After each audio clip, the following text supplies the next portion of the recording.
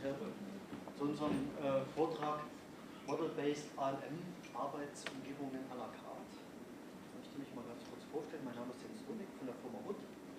Und ja, ich arbeite zusammen mit meinem Kollegen Künzle in diesem Thema Application Lifecycle Management sehr intensiv seit dem letzten Jahr zusammen. Wir wollten heute mal so ein bisschen zeigen, was wir da gemacht haben die letzten Jahre. Hat sehr viel dann auch mit Modellieren zu tun, auch mit dem Innovator. Genau, und ja, freuen wir uns schon mal auch auf Ihr Feedback. Gut, ja, danke. Mein Name ist Künzle. Ich arbeite bei der Microsoft als Programmmanager im Bereich Application Lifecycle Management, Innovationsmanagement. Ja, die Microsoft, wenn die meisten vielleicht nicht kennen, ist eine Siemens-Tochtergesellschaft. Also das heißt, wir erbringen Dienstleistungen für den Siemens-Sektor und haben so 1200 Mitarbeiter in Deutschland und Ungarn. Ja, heute wollen wir uns mit dem Thema Application Lifecycle Management im Kontext von modellbasierten Ansätzen beschäftigen. Vorab vielleicht mal eine Frage an Sie, ans Publikum. Setzt jemand von Ihnen schon eine Entwicklungsumgebung, eine integrierte Entwicklungsumgebung ein, wie Rational Team Concert oder Microsoft Team Foundation Server? So durchgängige Workflows?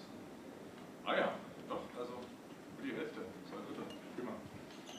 Okay, mit dem Thema werden wir uns heute beschäftigen. Also nach der Einleitung werden wir auf unseren modellbasierten Ansatz fürs Application Lifecycle Management eingehen, ungefähr die Hälfte der Vortragszeit. Und im zweiten Teil wird der Jens Ihnen das Ganze live demonstrieren.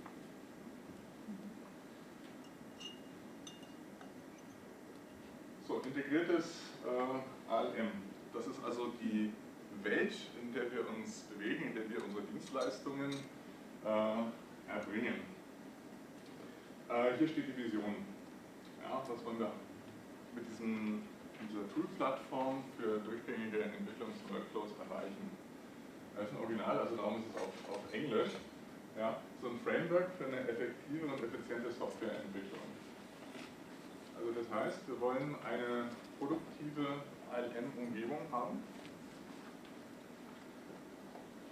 in der wir Best Practices aus der Industrie, aus der Community im Tool umsetzen, in Workflows. Gemanagte Applikationen sind ermöglichen hier kosteneffiziente Softwareentwicklung, insbesondere im Produktlinienumfeld für große Siemens-Plattformen in unserem Kontext zu generieren. Wichtig ist dabei noch dieses Thema Collaboration of Business Units. Also es geht darum, bei sehr großen Plattformentwicklungen, also wie Synvo oder TIA, bei der Siemens, wo jetzt eine 4-stellige Zahl von Entwicklern, Testern, Requirements Engineeren zusammenarbeitet, sind auch immer verschiedene selbstständige Organisationseinheiten betroffen. Und hier wollen wir auch als Katalysator dienen, die Zusammenarbeit zu fördern. Hier ist so ein Architekturansatz, vielleicht der SOA bekannt. So stellen wir uns also die Arbeitsumgebung von Softwareingenieuren in der Zukunft vor. Zentrale Infrastruktur mit Applikationsservern, Datenbanken, Speichern. Dann hier die Produktionsumgebung. Produktion heißt Softwareentwicklung. In Klammern, das ist das Besondere an diesem Setting. Also eine Softwareentwicklung, so eine Value Chain, das ist kein Fließband. Ja? Und Softwareentwickler sind keine Sachbearbeiter, also sie haben was mit Wissensarbeitern zu tun. Entsprechend vorsichtig muss man die Workflows modellieren, damit die nicht als einengend empfunden werden. Aber hier finden die Workflows statt. Wir sprechen hier so über Plattformen wie Rational Team Concert oder Microsoft Team Foundation Server, die uns auf der technischen Ebene erst einmal so eine Ausführungsplattform zur Verfügung stellen. Also das ist dann eine Voraussetzung, dass wir in der Lage sind, richtige Workflows zu modellieren. Diese Module da, das sollen halt so Projektmanagement, Requirements Engineering, Software Development, so verschiedene Disziplinen und Practices aus der Softwareentwicklung visualisieren. Und was jetzt praktisch neu ist, dass die am Integrated ALM diese durchgängigen Workflows, die sind jetzt plötzlich Cross-Cutting. So, das funktioniert aber nicht von alleine. Ja, die technische Möglichkeit, das alles miteinander zu verbinden, reicht nicht aus, sondern ich brauche ein explizites Prozessdesign oben drüber. Ja, um da die Schnittstellen, die Datenmodellierung, die Workflow-Modellierung, um das hier alles zusammenzubringen.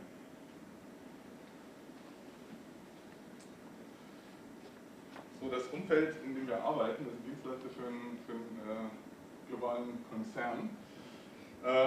Unser Problem ist die Komplexität. Ja, wir haben so viele Prozessvarianten.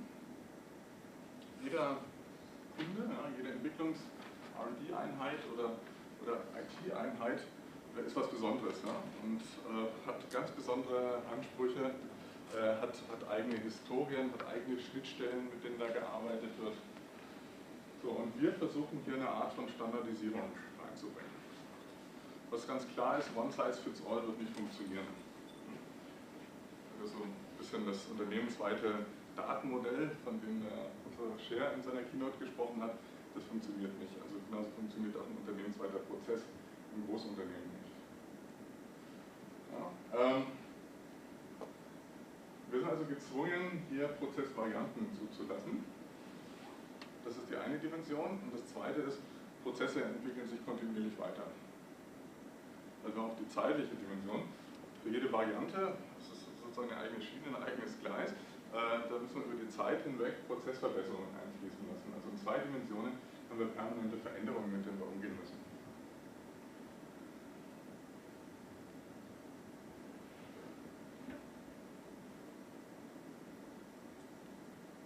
Ich mache das bei der Evosoft seit 3 Jahren und wir sind da ziemlich erfolgreich, was die Gewinnung von Kunden angeht, aber das heißt, diese Komplexität, ja, dieses Problem, da holt uns der Erfolg ein. Ja, wir können diese ganzen Workflows nicht mehr per Hand entwerfen und implementieren. So, und das hat uns auf einen modellbasierten Ansatz geführt. Ziel ist so der grafische Entwurf von Workflows, was Dynamik angeht, und von von Domänenmodellen aus dem Software Engineering über Modellierungswerkzeuge, ja, um hier auf einer hohen Abstraktionsebene arbeiten zu können und gleichzeitig mit Kunden kommunizieren zu können. Neben der grafischen Modellierung ziehen wir den zweiten Nutzen daraus, dass wir aus den Modellen dann auch die Tool-Konfigurationen, in denen die Workflows und so abgebildet sind, generieren können. Wenn man methodisch anschaut, was machen wir denn da eigentlich? Ganz oben ist irgendein Prozess, was aus dem Qualitätsmanagement oder Prozessmanagement vorgegeben, aber auf einem ganz hohen Abstraktionslevel. So ARIS-Charts oder sowas, ne? Flowcharts hat man da typischerweise. Wo wir hinwollen, ist hier unten irgendeine Ausführungsumgebung, eine Workflow-Engine, in dem wir Arbeitsabläufe von Softwareentwicklern, Testern und so weiter automatisieren. Das ist ein ziemlich großer Sprung. Ja, diese Workflows sind in den Prozessen explizit abgebildet. Deswegen ziehen wir hier so eine Zwischenebene ein, da werden wir gleich nochmal drauf eingehen, in der wir eine semi-formale Beschreibung von den Prozessen definieren. Dass wir in der Lage sind, einen Abgleich mit diesen High-Level-Prozessvorgaben zu machen. Also zum Beispiel Meilensteinkriterien, Rollenmodelle oder sowas, was sich das hier wiederfindet. Aber auf der anderen Seite schon den ersten Schritt machen zu einer wirklich formalen Ausführungsumgebung. Ja, indem wir hier von der Engine Datenschemata und so weiter vorgegeben haben. Gut, achso, das sollte ich dazu sagen, das ist eine Kollaboration zwischen den drei Unternehmen. Evosoft, die WUT Berater stellt, und die MID ist hier auch daran beteiligt und unterstützt uns bis hin zur Schulerweiterung vom Innovator.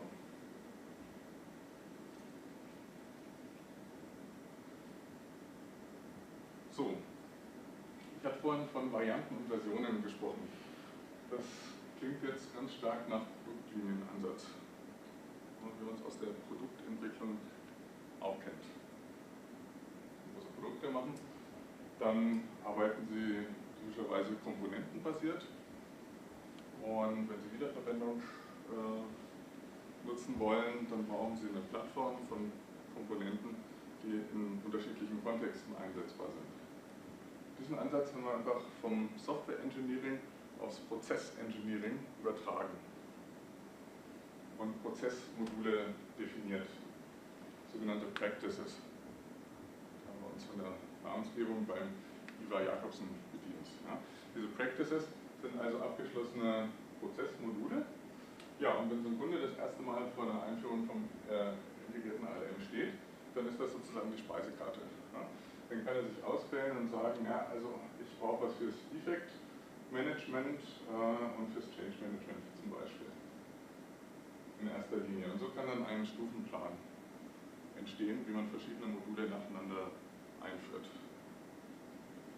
Sozusagen als Owner dieser Plattform garantieren wir dafür, dass diese Module erstens gepflegt werden und zweitens zu dem Zeitpunkt zusammenpassen.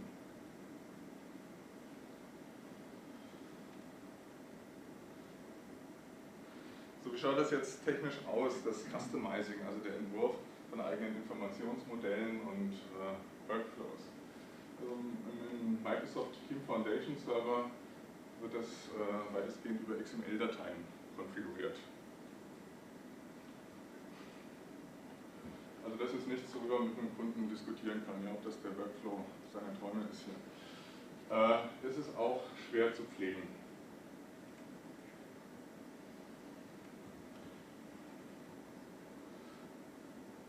So, um jetzt hier auf eine höhere, also wenn Sie Fragen haben, stellen Sie die bitte gleich. Ja, ja, um jetzt hier auf das höhere Abstraktionsniveau zu kommen, habe ich gesagt, wir müssen modellbasiert vorgehen. Und hier haben wir so eine Metastruktur mal entworfen. Was brauchen wir denn alles im Application Lifecycle Management? Ja, auf verschiedenen Modellierungs- und Metamodellierungsebenen. Okay, die Practices hatten wir schon vorhin gesehen. Das waren diese Farben. Das Domänenmodell, das Informationsmodell. Also so im Software Engineering wird man typischerweise Anforderungen haben, also Requirements, Features, Test Cases, Tasks, Issues, Defects. Ja? Diese Objekte werden im Domänenmodell abgebildet. Und das ist ein Erfolgskriterium, Erfolgsgeheimnis in Anführungszeichen, dieses Domänenmodell. Ja, das sollte von seiner Architektur her stabil sein. Das war auch das, was Professor Scher heute früh gesagt hat. Diese Datenintegration, das ist wichtig. Wenn Sie auf Datenebene schon keine Integration haben, dann kriegen Sie erst recht keine Workflow, keine Prozessintegration. Also die Essentials des zentralen Datenmodells, die müssen stabil sein. Das heißt, hier sollte man sich sehr viel Mühe geben in der Modellierung. Gut. Features, ja, also Leistungsmerkmale von unserer Lösung. Wir bilden das ab über einen Feature-Katalog, sodass wir diese Features abbilden können auf Code-Snippets, also Teile von den Konfigurationsdateien. Das ist momentan noch Work in Progress. Da haben wir ein paar Studenten, die da ein IT-Projekt abwickeln, praktisch diesen Katalog von Patterns zu bauen, der einem sagt, wie wird denn das Feature syntaktisch in diesen XML-Konfigurationen, ja, in der Tool-Konfiguration, wo findet sich das nun wieder? Das sind dann die Atome, die nachher der Generator braucht, um aus dem Modell die Konfigurationsdateien nach einem Bauplan zusammenzusetzen. Gut. Das zeigst du, glaube ich, nachher noch in der Demo, ne? Genau, kommt jetzt gleich als nächstes. Das heißt, was wir jetzt schon zeigen werden heute, ist, dass wir sozusagen aus dem Objektmodell solche Instanzspezifikationen nutzen, also Sprachelement aus der UML verwenden, um dann diese Konfiguration, die wir im TLS brauchen, zu beschreiben, zu definieren. Und diese Instanzspezifikationen sind quasi der Input auch für einen Generator,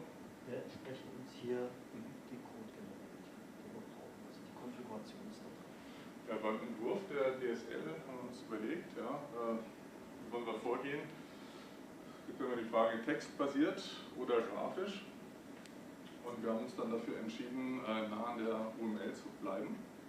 Also so weit mit der UML zu kommen, wie es die UML zulässt, weil einfach die Notationen der UML doch allgemein bekannt sind im Software Engineering. Und grafische DSL sind einfach leichter zu verstehen, auch für Nicht-Fachleute.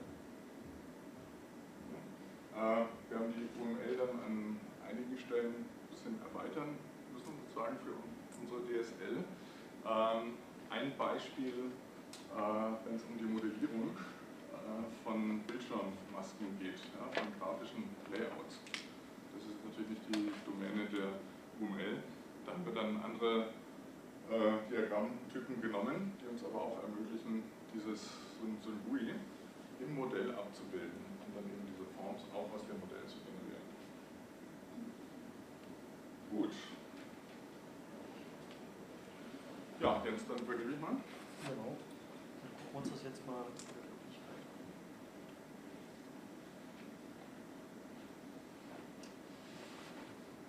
Okay. Ja, die meisten von Ihnen habe ich jetzt einmal vorher gesehen, verwenden den Team Foundation Server oder kennen ihn zumindest. Und ich zeige Ihnen jetzt mal hier zum Beispiel so ein Web-Client von einem Projekt im Team Foundation Server.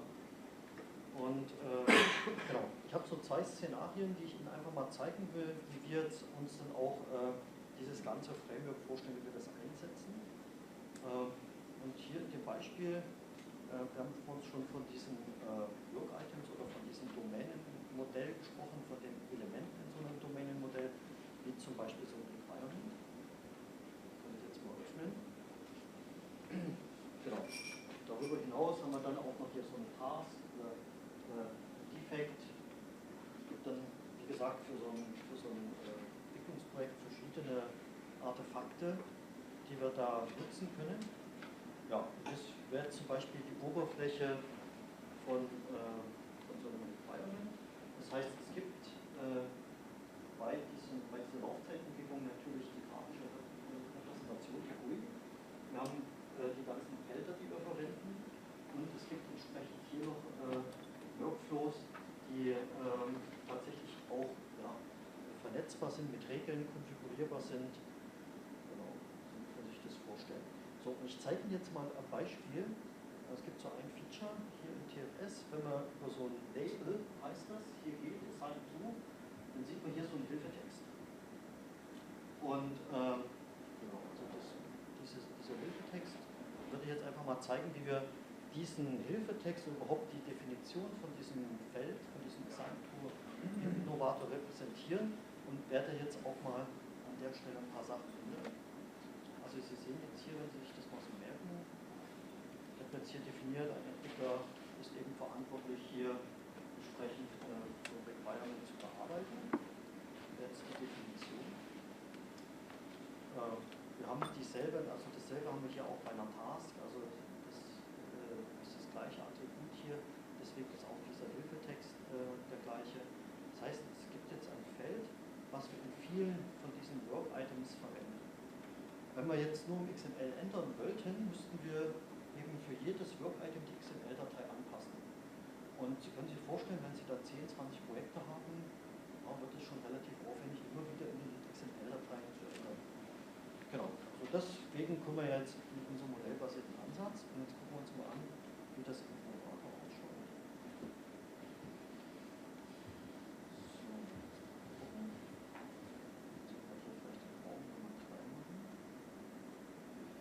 So, also wir haben hier für das TFS, für das Process Template, so bezeichnet sich sozusagen diese Arbeitsumgebung, die wir jetzt für die Projekte nutzen können.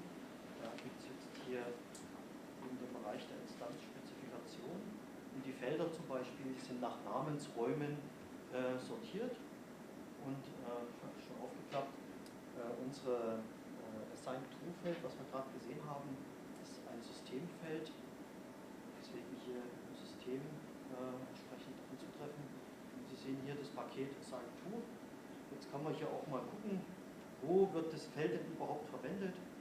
Wir nutzen dann entsprechend in dem Prozessvorlagen Referenzen auf quasi unseren Baukasten. Also das heißt, wir definieren hier einmal das Feld und verwenden das dann eben beliebig oft wieder. Deswegen sehen wir jetzt hier über die verlinkten Elemente. In unserem Beispiel sehen wir, dass das Design Tour hier in all diesen Work-Items vorkommt. Wie lange das gefallen hat, hatte ich Ihnen gezeigt, dass wir das hier in den Task hatten.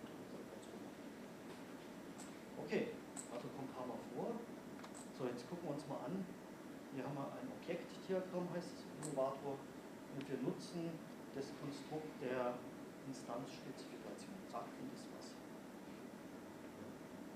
Also das heißt, man kann das hier sehen, wir haben eine Instanzspezifikationsklasse, die hat einen Namen und dann kommt ein Doppelpunkt, ich kann das wieder größer machen, und danach wird quasi der Classifier angezeigt, das heißt eine richtige Klasse, die eben sozusagen generisch für alle Instanzspezifikationen die Eigenschaften beschreibt, die wir hier definieren können.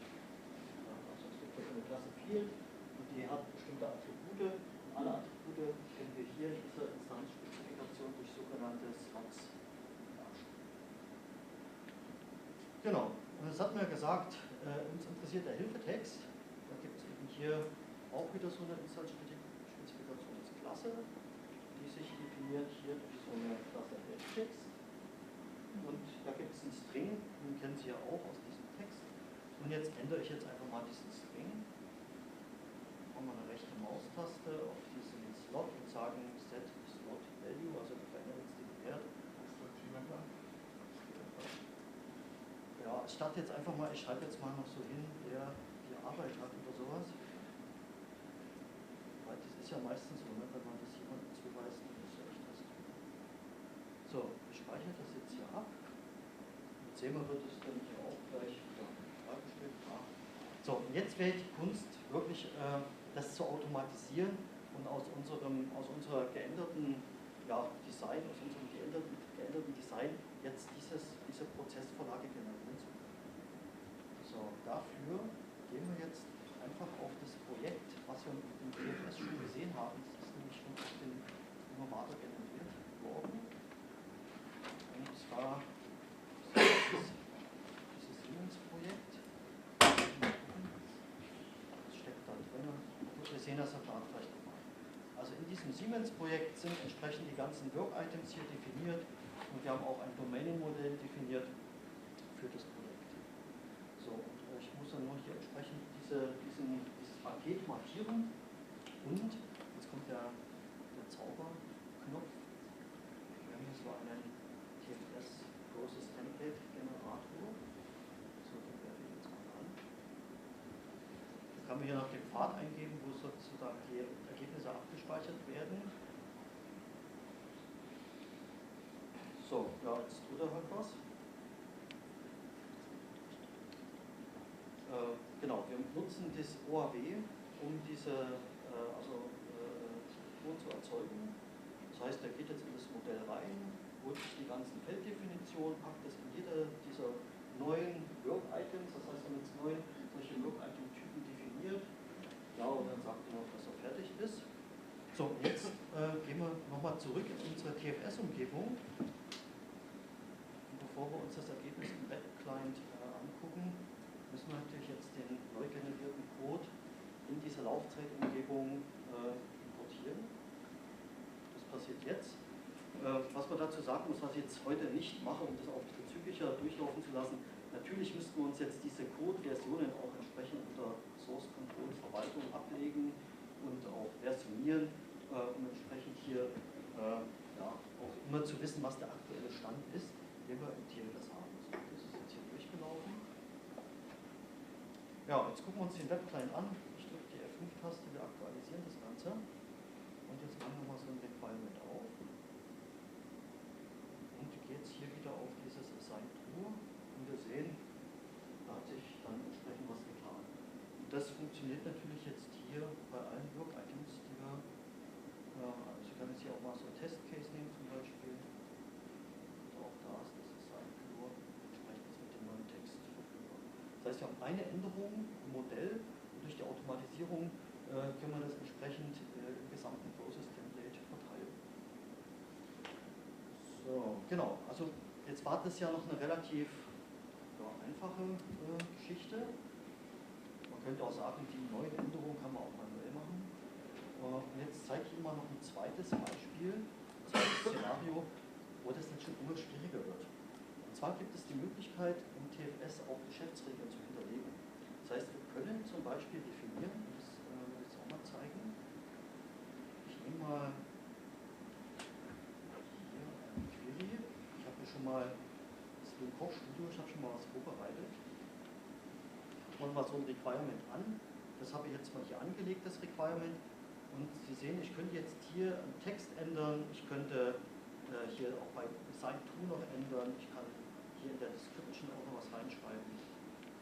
Jetzt ist es so, wir haben eine Geschäftsregel, die verrate ich jetzt einfach mal. Wenn man ein Work-Item, also so ein Work-Item auf terminiert setzt, dann kann man das nicht mehr so einfach bearbeiten. Sondern das müsste mal Administrator zum Beispiel sein, dass ich jetzt in dem Fall nicht bin. Das heißt, ich setze das jetzt mal auf Terminated und speichere mal. Und unsere Geschäftsregel sorgt eben jetzt dafür, dass bestimmte Felder nur noch als Read-Only zur Verfügung stehen. Das heißt, der Bearbeiter will jetzt hier dann, wenn es einmal terminiert ist, das nicht so einfach verwenden. Genau. So, das wäre jetzt so.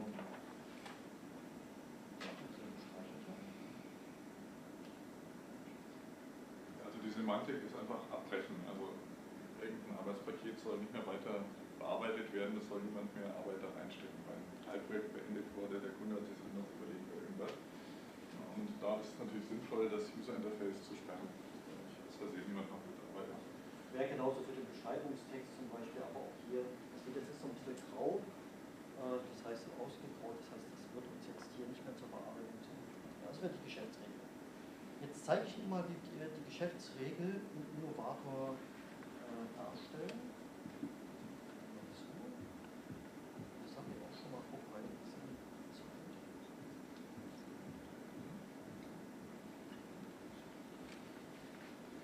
Ja. Oder ich zeige es Ihnen einfach so. Wir gehen jetzt hier wieder in dieses Paket, wo wir unser Work-Item definiert haben. So, ich mache das mal wieder alles klein.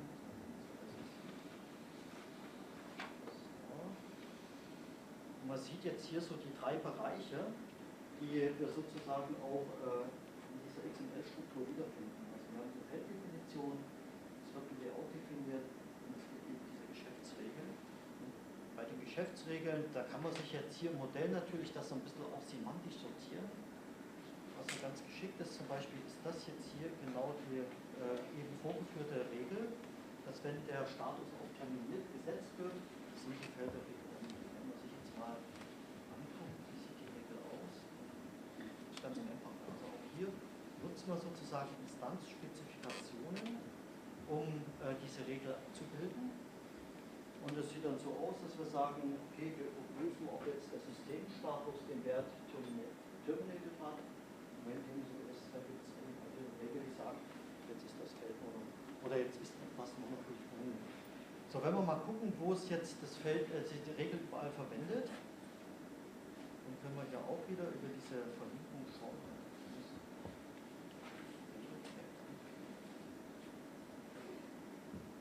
So. Und dann sieht man jetzt mal hier, bei welchen Feldern hätten wir jetzt in unserem Beispiel schon überall diese Regel eingesetzt. Also hier der Titel zum Beispiel, Text, Subtypen, hier so die Aufwandsfelder, Beschreibung zum Beispiel, auch hier dieses SI2, ja, das sind so Felder, wo jetzt in unserem Beispiel diese Regel definiert ist. Und jetzt könnten wir mal den Titel angucken. Das war hier die Definition vom Titel. Und Sie sehen jetzt hier so markiert, wie wir das gelöst haben. Hier haben wir, kennen Sie das vor uns schon wieder, wir haben eine Instanzspezifikation verwendet, um das Feld zu beschreiben. Also die Feldeigenschaften, auch hier sowas wie Filtertext. Die Regeln beschreiben wir jetzt nicht direkt hier an dieser Definition, sondern wir referenzieren das auf diese zentral definierte Regel. Es gibt also hier so eine Eigenschaft, eine Dependency-Beziehung, die wir nutzen. Die diese Regel, die ist quasi rausfaktorisiert aus dieser Instanzspezifikation für das ALM. Das hat nämlich den Vorteil, dass wir jetzt hier entsprechend das nur an einer Stelle beschreiben müssen und aber an beliebig vielen Attributen verwenden können.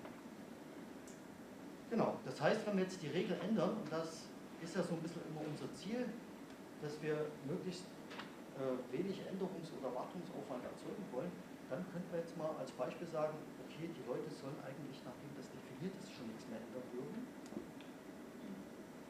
Wir ändern mal hier den Wert von Terminated zum Beispiel auf Defined. So, okay. Also die Geschäftsregel haben wir in dem Fall geändert. Und jetzt geht das Spiel wieder von vorne los. Ich mache hier jetzt wieder mal ein Projekt. Ich werde wieder unseren Generator an. Für unseren Fall, wie gesagt, beschreibe ich jetzt einfach mal die Datei. Also jetzt die Regel kommt bei vielen Feldern vor, in allen Work-Items. Das sind insgesamt, ich habe es mal gezählt, für unser Projekt 63 Stellen. Also man kennt schon, dass man, wenn man das nicht rausfaktorisiert, man dann einen hohen Pflegeaufwand hat, wenn sich da was ändern sollte. So, die Generierung hat er geschafft. Jetzt müssen wir das wieder hochladen.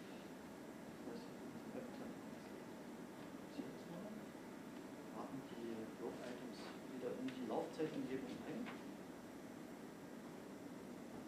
Und schauen dann mal im Webclient, wie sich das jetzt dann anfühlt, wenn die Regel geändert ist.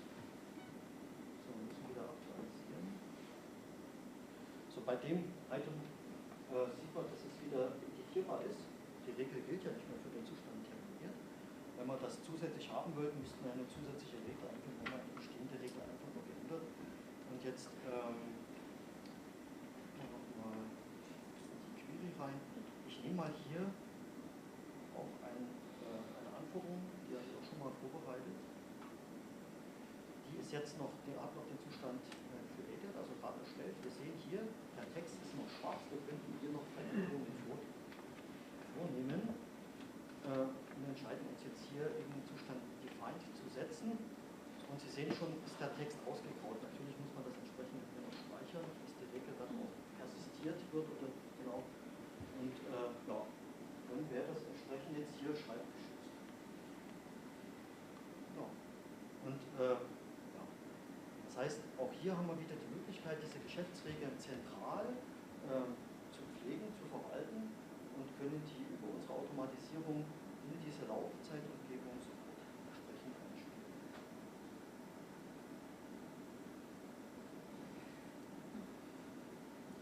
Haben Sie Fragen bis hierhin? Sie haben jetzt ein Beispiel gezeigt, wie Sie das Thema ALM auf eine bestimmte Plattform abbilden können, mit Hilfe von Modellierung, also mit den Metadaten und DRS ein. In den meisten ALM-Projekten ist es so, dass die Kunden also ein sehr buntes Strauß von bestehenden Werkzeugen haben und vielleicht als eigene Workflow-Plattform und gleich CRS.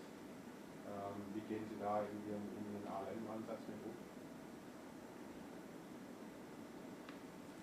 Ja, also der Ansatz jetzt erstmal ist für eine homogene Umgebung erstmal gemacht. Ja. Jetzt noch so ein bisschen Zukunftsmusik. Die Modelle könnte man natürlich jetzt nochmal abstrahieren. Ja, also, wir haben es schon so ein bisschen gesehen, also natürlich, dass ein Feld so einen Refnamen hat und so, das ist im Modell jetzt noch hart kodiert drin. Man könnte sich aber noch eine Abstraktionsschicht oben drüber vorstellen, wo man sagt, wir modellieren wirklich die Practices. Da muss man sich überlegen, in welcher Sprache drücken wir das denn tool-unabhängig, tool-neutral aus. Ja, und bräuchten dann noch einen zusätzlichen Generierungsschritt, um dann für Tool-Spezifika erstmal das eigentliche Modell, das technische Modell zu generieren.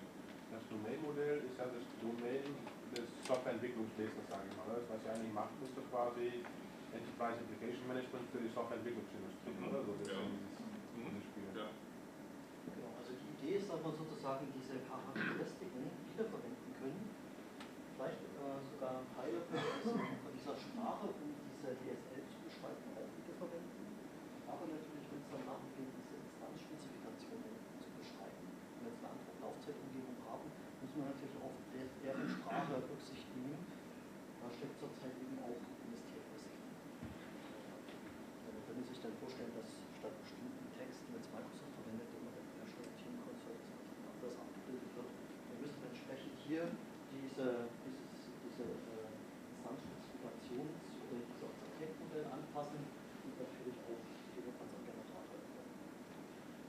das, was jetzt der Martin ja schon gesagt hat, die meiste Arbeit ist gar nicht so sehr hier in diesen technischen Dingen.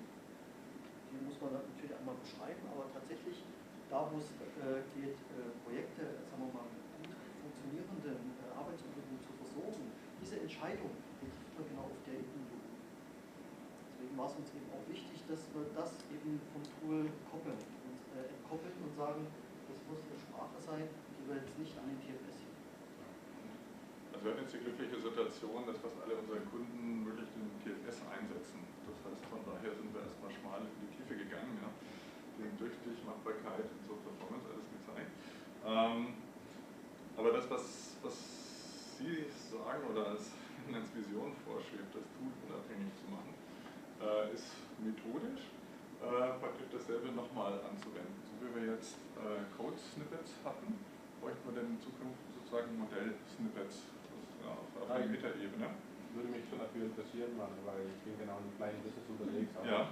konzentriere mich vor allem auf die Automatisierung. Ah ja, okay. Also ist noch Zukunftsmusik, muss man sagen, aber methodisch ist völlig klar, was zu tun ist. Das ist viel Fleißarbeit. Die Frage zu den Geschäftsregeln, die können beliebig komplex werden. Sie haben ja jetzt recht einfache Beispiele gezeigt. Ich sage, wenn du fertig bist, darfst du nicht mehr geändert werden. Das ist alles innerhalb von einem Objekt.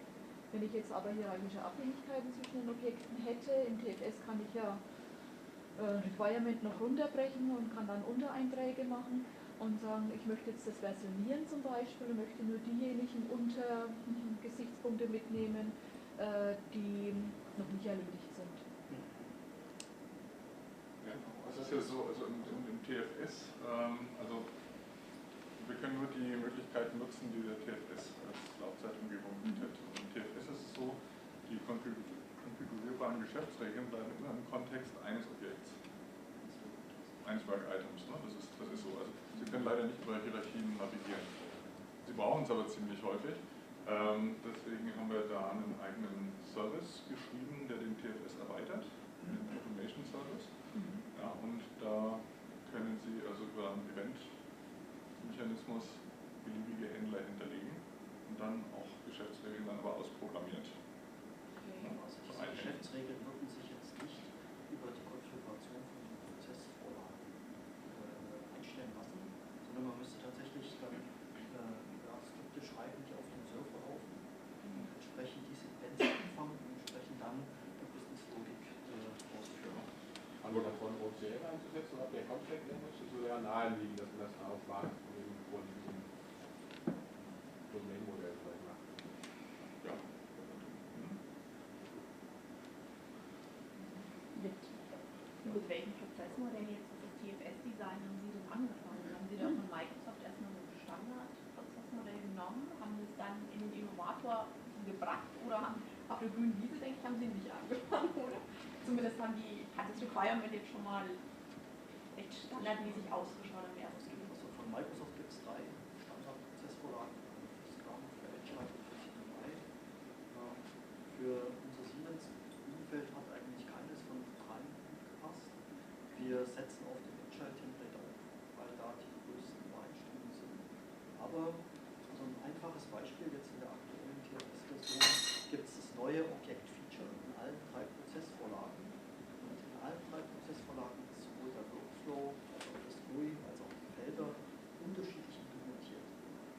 Das heißt, Sie können sich das schon vorstellen, dass wir da, wenn wir eben den Anspruch haben, das als Baukasten zur Verfügung zu stellen, also eine stabile Basis zu haben, dass wir da nicht nur auf den Standard von Microsoft setzen können, sondern wir schauen uns, was an neuen Features ist und zum Beispiel brauchbar und übernehmen das dann sozusagen in unsere eigenen Standard.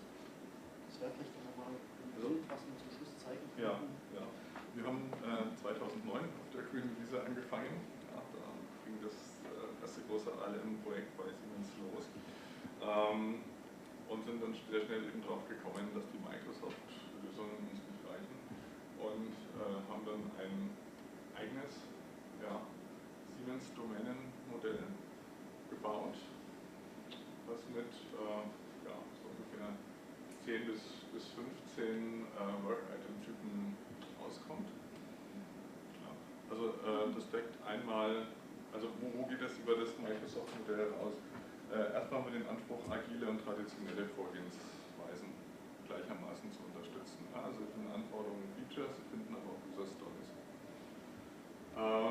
Änderungsprozesse sind formal abgebildet über Change Requests und optional noch Change Orders.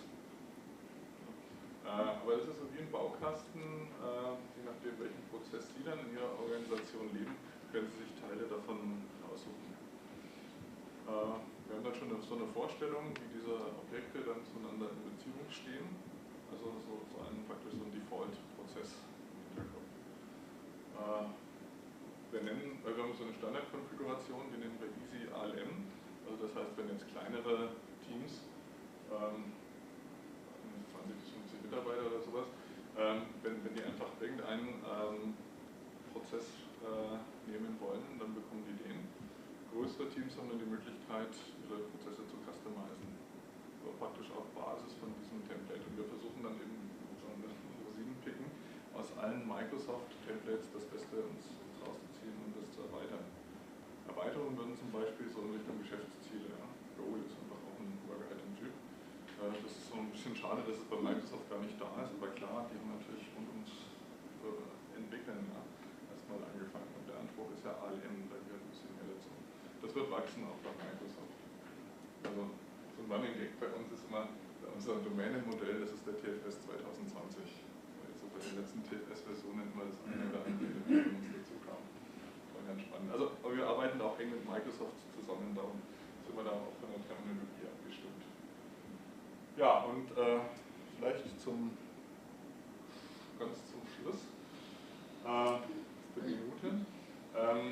Wie funktioniert jetzt organisatorisch dieser Plattformansatz? Ja? Ich habe gesagt, Zusammenarbeit zwischen verschiedenen Business Units, das ist schwierig. Ja? Das hat ja auch eine soziale und politische Komponente. Und das machen wir über eine lernende Plattform. Also TFS als Ausführungsumgebung, Microsoft Standardkonfigurationen, die nennen sich Microsoft Solutions Framework als Basis. Wir bauen unser Siemens Solutions Framework darauf auf. So, und das sind jetzt verschiedene Kunden, die verschiedene Lösungsvarianten haben.